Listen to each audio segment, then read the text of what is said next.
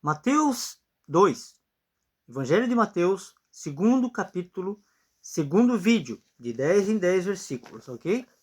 Então agora começaremos o 11º versículo de Mateus 2, ok? Acompanhe comigo em sua Bíblia. Começa assim: E, entrando na casa, acharam o menino com Maria, sua mãe, e prostraram-se, o adoraram, e, abrindo os seus tesouros, lhe ofereceram dádivas, ouro, incenso e mirra. 12º versículo agora. E sendo por divina revelação avisados em sonhos, para que não soltassem para junto, ou melhor, para que não voltassem para junto de Herodes, partiram para a sua terra por outro caminho. 13º agora. Versículo de Mateus 2. E tendo-se eles retirado, eis que o anjo do Senhor apareceu a José em sonhos, dizendo: levanta-te e toma o menino, a sua mãe, e foge para o Egito.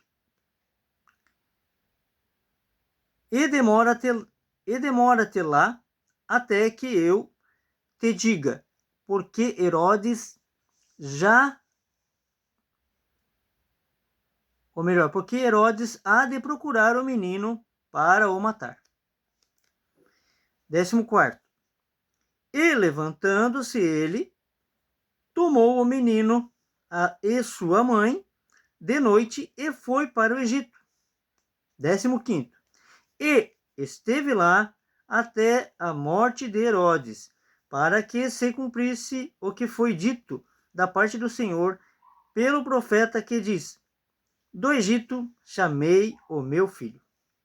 16º, então, fala assim: então Herodes, vendo que tinha sido iludido pelos magos, irritou-se muito e mandou matar todos os meninos que havia em Belém e em todos os seus contornos, de 2 anos para baixo, segundo o tempo que diligentemente adquiria, ou melhor, inquiriria dos magos. 17º versículo.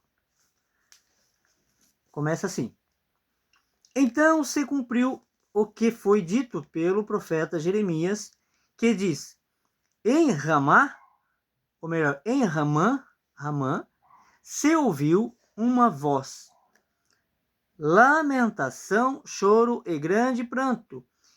Era Raquel chorando os seus filhos e não querendo ser consolada, porque já não existiam.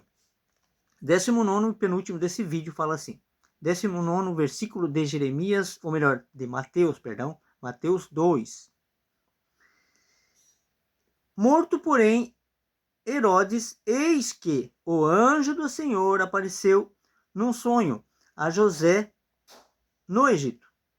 20º e último versículo desse vídeo fala assim: dizendo: levanta-te e toma o menino e sua mãe e vai para a terra de Israel, porque já estão mortos os que procuravam a morte do menino. Então, Jesus já começa a ser perseguido por Satanás, né? Aqui já começa ao nascer. Então, o Messias, né? Como eu já falei, não sei por que chamam ele de Jesus, né? Precisamos descobrir ainda, né? Porque o nome dele é dito hoje como Jesus. Mas o Messias, né? O Cristo, o Salvador, já havia sido perseguido desde seu nascimento. Então, aqui já dá para a gente ver, né? Apesar de não termos o livro de Enoque e os outros evangelhos, inclusive o de Jesus, né, que foi tirado de nós o conhecimento, dá para se ter uma ideia de como o Messias sofreu perseguição. Agora, você imagina um de nós, né? Logo eu volto a fazer o restante aqui, que são poucos versículos para terminar o segundo capítulo de Mateus. Mas imagina um de nós, né? Que conhece a verdade, que né, foi revelada pelo Espírito Santo, que mora dentro de nós, pois nós somos a igreja, né? Cada um de nós é um templo do Espírito Santo. Então somos igreja, templo é a igreja, como disse Jesus. Então, imagina um de nós. Então não desanime, você que está sendo perseguido, você conheceu a verdade agora, já está desperto, né? Já está vendo as heresias em templos de pedra que não deveriam existir, né? E está vendo a perseguição que havia a Jesus, ao Messias, né? A Cristo. Então, ele mesmo falou, eu venci o mundo, tenha bom ânimo, né? Tenha bom ânimo. Foi perseguido e venceu o mundo. Vencer o mundo não significa permanecer nele, né? Pois ele mesmo foi para o Pai. Então, não devemos temer, como ele também falou, ao homem, né? O homem pode tirar sua vida? Se Deus permitir, sim. Pode tirar minha vida, a vida de quem for. Se Deus permitir. Como ele mesmo falou. Se Deus não tivesse te dado esse poder, você jamais poderia fazê-lo, né? Falando a respeito de tirar a vida dele mesmo, né? Então, a gente não deve se preocupar com isso. A gente deve levar, né, aquilo que o Espírito Santo nos mostra, a verdade. Doa a quem doer, doa ao sistema religioso que doer. Então, é preciso falar a verdade sobre o que é verdade. Não adianta religiosidade, né, e mentira. Dízimo, que é mentira. Templo, que é mentira. Tudo que é mentira. Na própria palavra fala, ai daquele que tirar um tio ou uma vírgula, né?